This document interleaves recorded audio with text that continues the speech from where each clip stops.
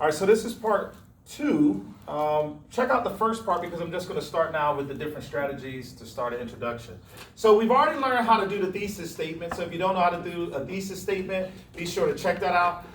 But we're teaching the way to write an entire introduction paragraph by writing the thesis statement first. Now, that doesn't mean when you start your essay is going to start with your thesis statement. No. You don't want to start your introduction with your thesis statement. Your thesis statement is the last sentence of the introduction. Everybody say that with me. Thesis statement is the what? Last sentence. This is considered the main idea of the entire essay. You never start a relationship with the main idea of whatever it is that you're going to be talking about or whatever you desire in that relationship. You have to connect to the person first before you get into the main idea. If Sean is going to go on a date, he is going to first have to connect with the person before he tells the person where we're going to go. He's just not going to show up at the door and be like, let's go to the coffee shop and to the park. No, that's not going to work. He's going to have to show up at the door, and then he's going to have to try to do one of these four strategies or multiple strategies before he gets the person to transition and go with him on that date. And so what are these strategies? Somebody say, what are these strategies? What are the strategies? Yeah, that's a good question. Let me tell you what these strategies are. Here's what I don't want you to do first. Please don't start with a rhetorical question. At some point in your life, somebody told you that you can start an essay off with a rhetorical question. And since this essay is going to be about reading and writing, some students will start their essay off by saying, have you ever thought about the relationship between readers and writers? No, kill yourself. You do not want to start. No, well, I forgot. Okay, this is for you. I didn't mean that. Don't kill yourself. Just don't start. One of the strategies for writing an essay is to not start with a rhetorical question. Do not start with a rhetorical question.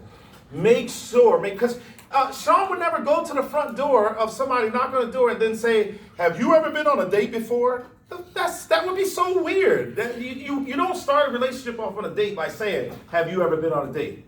But that's what y'all used to do in high school. Have you ever thought about a best vacation? And then you write about, y'all know what I'm talking about, yes or no? Yes. Yeah. Okay. Don't start with a rhetorical question. Somebody say, well, how do I start? How do I start? That's a good question. Here's how you start. You start with some background information related to the topic. And that could include defining key terms.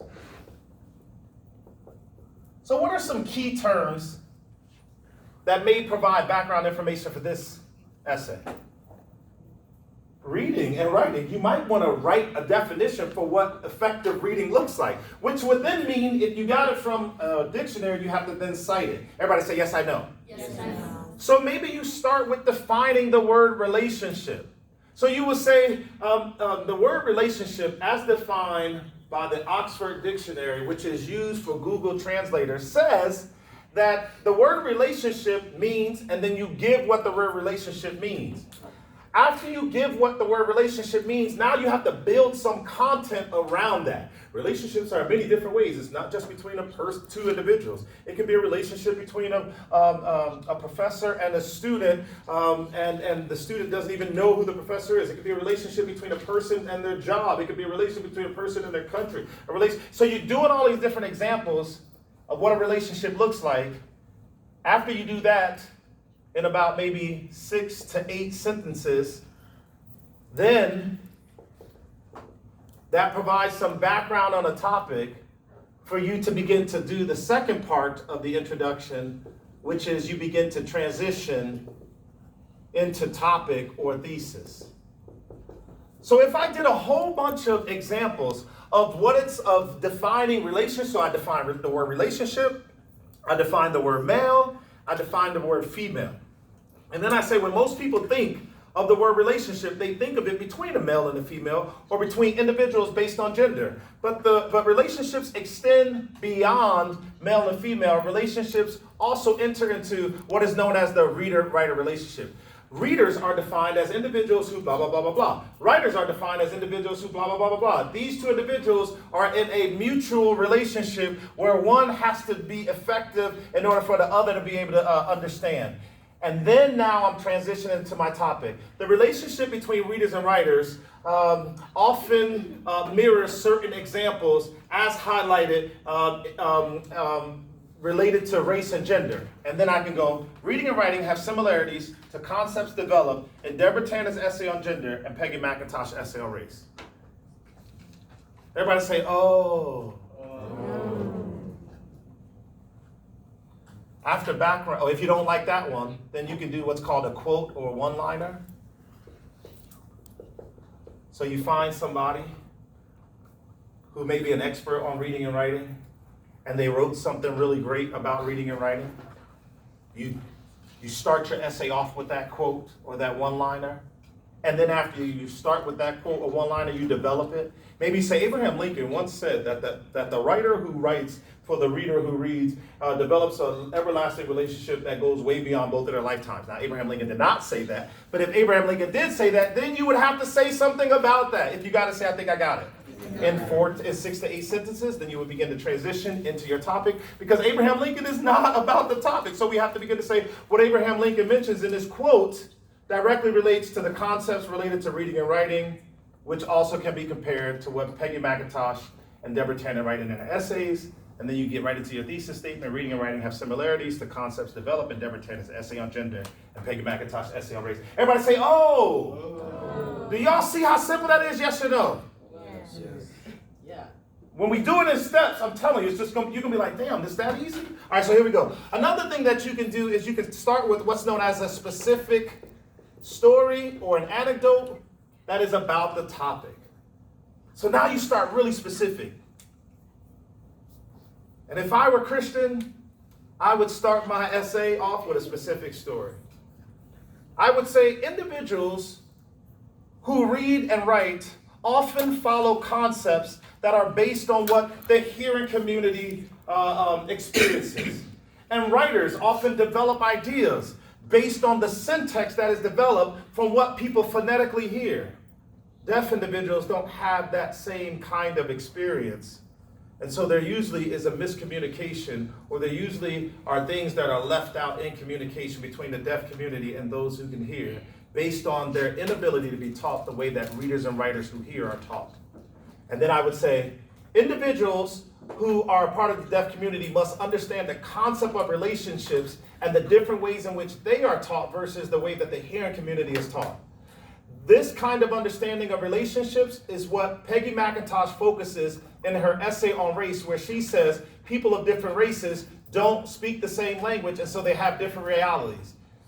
Deborah Tanner does the same thing on her essay on gender and race. On gender. And then I get into my thesis statement. Reading and writing have similarities to concepts developed in Deborah Tanner's essay on gender and Peggy McIntosh's essay on race. Everybody say, oh. Now, even though I started with the deaf student and hearing community, blah, blah, blah, blah, I'm still transitioning into the topic. This is usually, step number 2 usually happens in 2 to 3 sentences, if it's done effectively. And then, of course, your thesis statement is in 1 sentence. Everybody say, yes, I know that. Yes, I know that. Okay, finally, here's the last strategy that you can use to start essay, and that is broad. Start something broad or general that relates to the topic, or you can give a contrasting broad or general theme. This is the theme. So this is where you focus on themes. So I love your eyebrows. Your eyebrows tell me you don't know what I'm talking about. Themes that are broad or general that can relate to anyone are themes that every reader or any person experiences. What's something that everybody in life experiences? Say life. Yeah. Life. Or death. Say death. How about love? Happiness? Joy? These are things that each individual should be able to experience. So watch how I start my essay off with the word love. Watch this. Watch this. This is going to be real good. Love is something that many people experience, especially in relationships between a man and a woman. Sometimes that love doesn't have to be between a man and a woman. It can be between a man and a man, or a woman and a woman. The concept of love is not exclusive, however, to the relationships that people have based on their sexual orientation. The concept of love is something that relates to 2 individuals or multiple individuals having an understanding about what each person needs.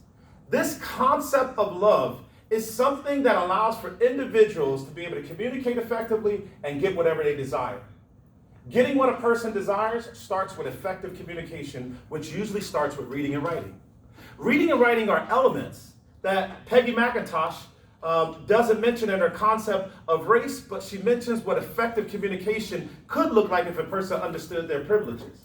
Deborah Tannen, another author, mentions what effective communication looks like, which can then be developed into concepts that parallel reading and writing. And then I get into reading and writing have similarities to concept developed in Deborah Tannen's essay on gender and Peggy McIntosh's essay on.